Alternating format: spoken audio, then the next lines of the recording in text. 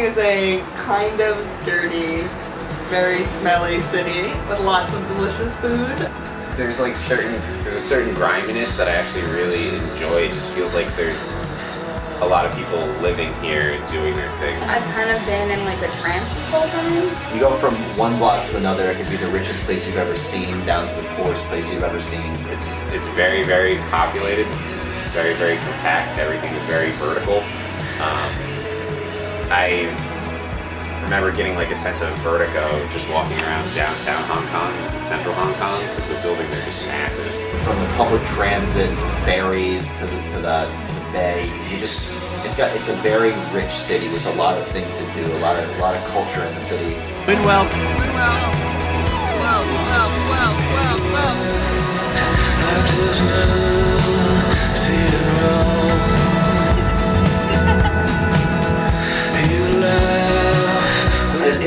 So this whole trip started because we were able to find $200 flights round trip to Hong Kong because Sam called me on Christmas Day and told me about it. So I basically told a bunch of people who didn't necessarily know each other, Charlie and Melissa, about this trip, and they decided to join. So essentially I'm bringing together four different types of friends that really haven't met each other or know each other very well. So Sam is super cool. I talked to her a couple times on the phone before the trip, but finally got to meet her and hang out, and she's super awesome and loves to travel like me. And, Melissa's crazy, but she's fun. Oh, can we do this tomorrow when I'm fresh? Charlie's wonderful. Charlie is my new favorite person because he taught me my new favorite word, trash panda, the most insulting thing you can call somebody, which is code for a weird name for a raccoon. It's just a funny thing to call a raccoon is a trash panda. Charlie was like our leader. We'd probably still be walking around Hong Kong if it weren't for Charlie. He got us to the places we needed to go, and then when we let Alex do it, he would get us lost. So we're at the market right now, looking for Melissa and Alex. Not the easiest thing in the world. And you know, he's alright. I'm gonna keep him around for like one more trip. It was definitely merging a whole bunch of different people in a bizarre country that could have gone horribly wrong, but it ended up working out really well.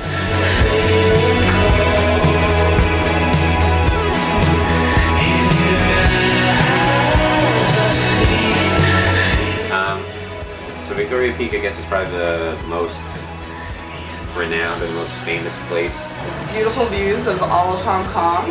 We were lucky enough to get there before the sun went down, so we saw it in daylight, and then we saw it at nighttime too, so once all of the different buildings lit up, it's really, really cool. The tram up is pretty cool. It goes up like a really, really steep angle. The angle was like this.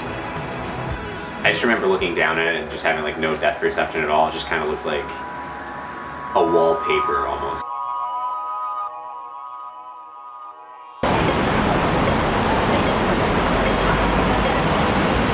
The markets, that was my hotspot. I loved the markets. I probably went there 3 or 4 times. The goldfish market, the flower market, the ladies market, which wasn't prostitutes, it was clothes and other fun tchotchkes, and then the temple night market, which had like weird adult things and then normal things again, and you have to kind of be really mean to people to get good deals. They try to rip you off, and Sam was awesome at haggling. You should definitely ask Sam about this because I'm pretty sure she is the haggle mistress of Greater Hong Kong now. I love haggling, and I love the game that you play with the different vendors and stuff, so for me that was awesome. Like, I would come to any country just for their markets to go haggle for whatever. You just argue with them until you break their spirit. Or they break yours, and then everybody's upset. I don't even care what it is. You can ask me to haggle for a piece of lint and I'll do it.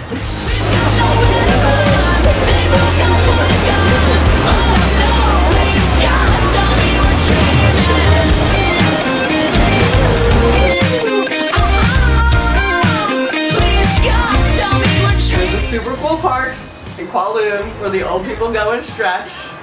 And it is like my favorite place here because it's just this cool park and there's just like different areas and people just go and just do a lot of this or a lot of this and a lot of this and it's just like the coolest fucking thing that they just do and they just do it on their own in their normal everyday work clothes. That's how they work out and it's fucking awesome. You don't see why, well at least you got your nest egg. You got your nest egg. So live it up, live it up. We've got no place to go. Caught up in the rodeo. Oh no, please God, tell me we're dreaming. We've got nowhere to run. They've all got loaded guns. Oh no, please God, tell me we're dreaming. 10,000 Buddhas. It was just a case of like, let's make a bunch of different Buddhas doing different things and put them all up on a hill. Every single one was different. And it was a 2-level temple. First level with more Buddhas and then the second level was all the female Buddhas, question mark? Like hands and fingers and feet coming out of different places.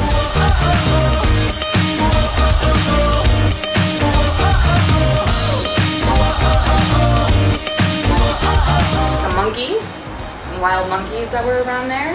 Oh, there was one guy who like really hated the monkeys. I think he worked there and his job is to keep the monkeys away from the people in the temple. And so he would chase after the monkeys with a slingshot and hit them with stones.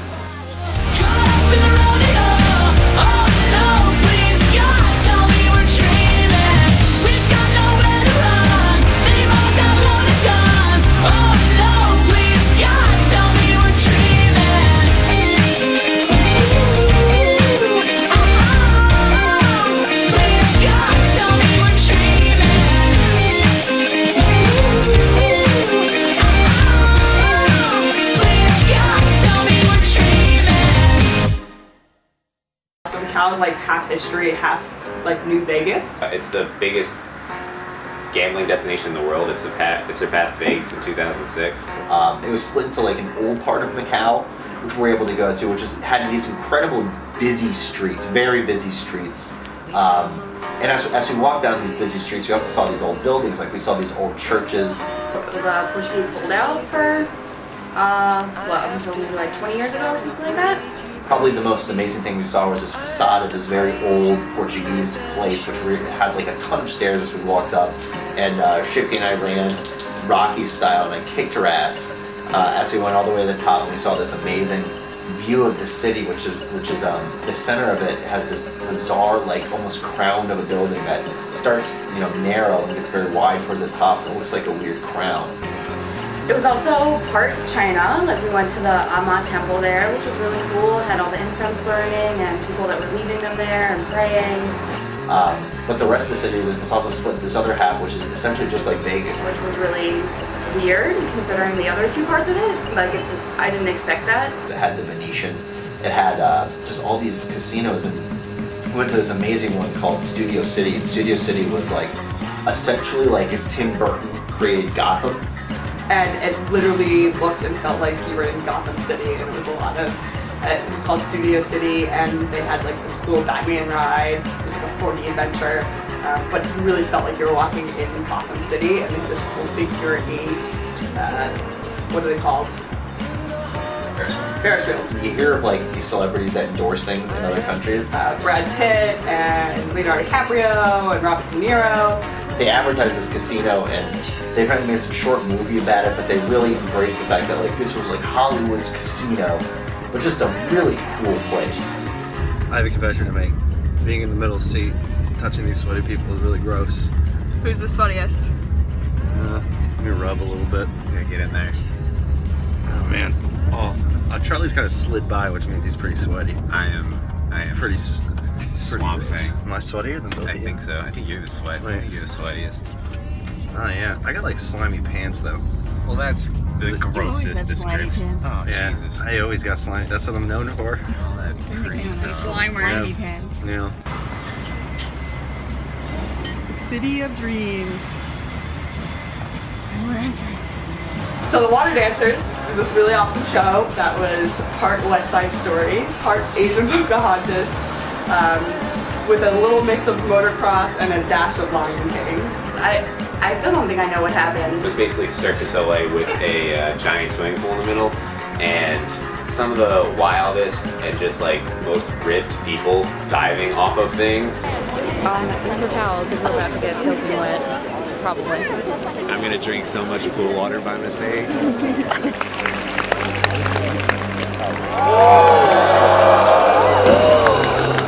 It was like trying to rescue this Chinese princess, and the stage that they had for it was crazy. Like, it's just a giant water tank, but they've got stuff that will like rise up from it. I was watching that show, and just when I think it couldn't get more unbelievable, it did.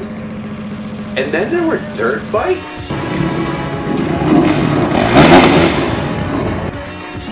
Which I didn't anticipate, because like ground came out of the water, and then just like dirt bikes came out, and they were just like ripping it up.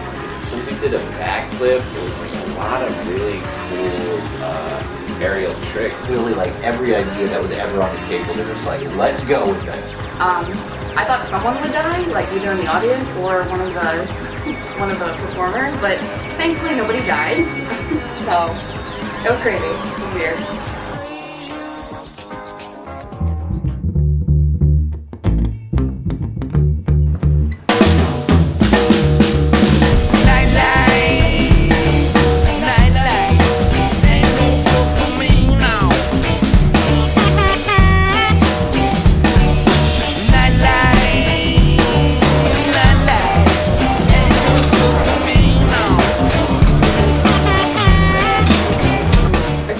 To experience new culture and see how people live here and try all the different foods.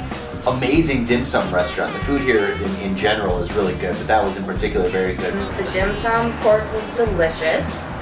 All these types of wontons, and they were just stacks of these bowls of just different types of food, just meat that we didn't really know what was what, and it was just really good. It was really cheap. It was really dirty, kind of, but amazing. Just amazing food that just was Chinese food on steroids. Oh, Charlie like will eat anything. It's almost kind of scary. What'd you get? Eel. Eel and spicy salt. He'll just order things that he doesn't know they are, and it's pretty gross. Although Sam will also eat anything, but she likes to see that Charlie's eaten it and not die first. Ox tongue. My ox tongue was ox tongue-y. It actually was good. It really reminded me of like corned beef and or ham, but it had taste buds on it. Honestly, besides the taste buds on the one side of it, and they were like pretty gnarly looking taste buds, it tasted normal. So it was kind of like French kissing a dead cow who had just ate a lot of curry. Yeah, the tea house was like probably the meal I was waiting for in Hong Kong. It was just really felt very authentic. Like there weren't that many other tourists there. It was pretty much just like families or groups of teenagers I saw in there that were like all getting together and chatting, and just comes out on these big bowls, but it's so good. I bought a ton of weird snacks while I was here. If you're Oh boy. Like it's earthy. It's not exactly pleasant, but I guess I'm gonna Do it. Whole thing. Is this the one you're allergic to? Jesus. Oh, man, it looks like zombie, right? Oh, the weirdest stuff I had, I think, were crabs. But they were essentially these like freeze-dried crabs that you ate. And they tasted as good as they sound right now. they were covered with sesame seeds. They had their shells and everything on them, and you ate them. And I know Charlie, being the bravest food eater, was the first one to eat them. Do you want a bag for barking? No, I'll be fine.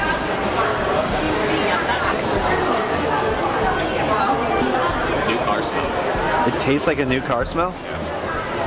Oh, I can smell it. I can't be around it.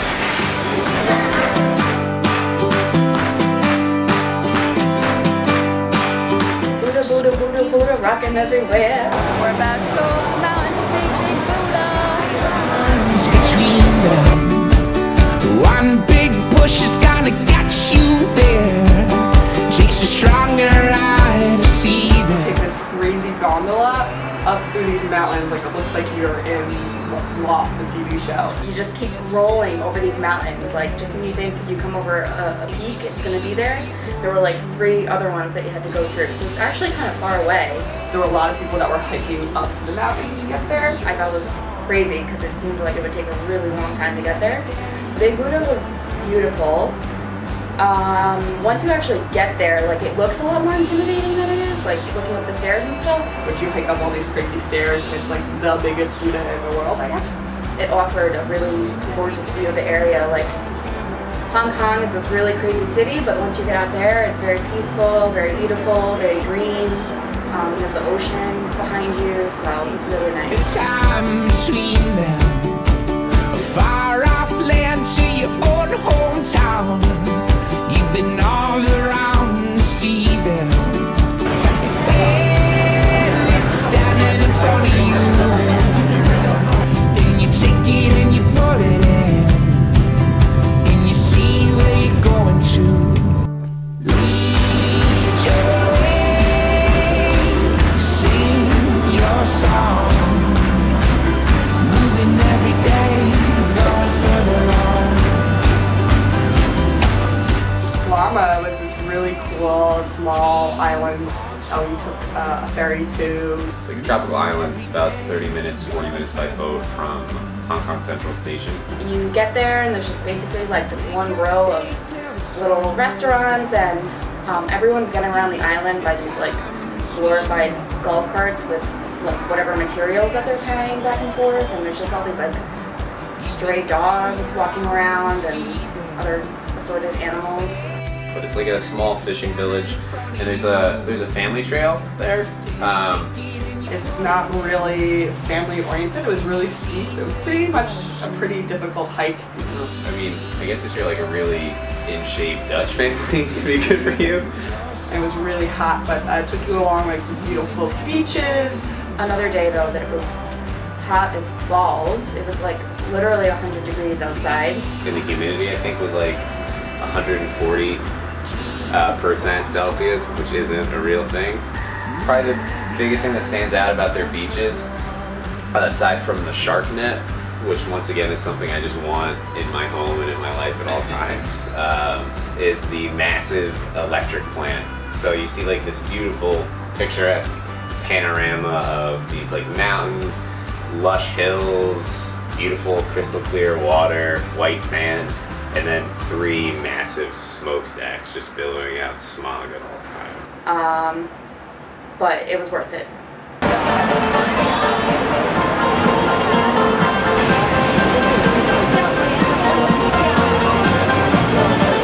We were walking to the train station, and then there were all these women like lined up along walkways, and they all had built their own individual cardboard forts, which I immediately thought was awesome.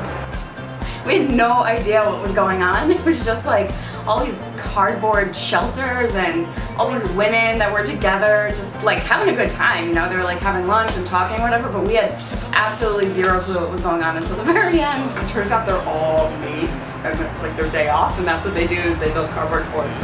But because all the apartments here are super small, they don't have really any space to host people, so they just go out to this open air, what do they call it, like not promenade, but walkway or whatever, that's just like above the street, and just hang out there. So again, it's like super full of activity and just really weird but fun and crazy. We got to see an Asian band play American songs, which was really funny. They had a frontman who was just some white guy, and you could tell he was like recruiting people here to build a band, and they were very funny and didn't know any of the American words to the songs. I know you know me.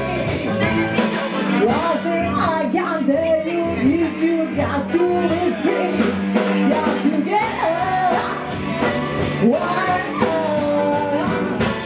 over me. My favorite thing I got to see were these 2 cats. And there was essentially these couples. I don't know if they were man or woman, I couldn't tell, but but they were pushing these cats in a baby stroller, and they were dressed in like a white snake leather jacket, and another was dressed in like a tuxedo, and they were horrified out of their minds. It was in one of the busiest areas of town, and it was the most adorable and strange thing I've ever seen at the exact same time. And I think in a nutshell, those two cats describe the entire trip.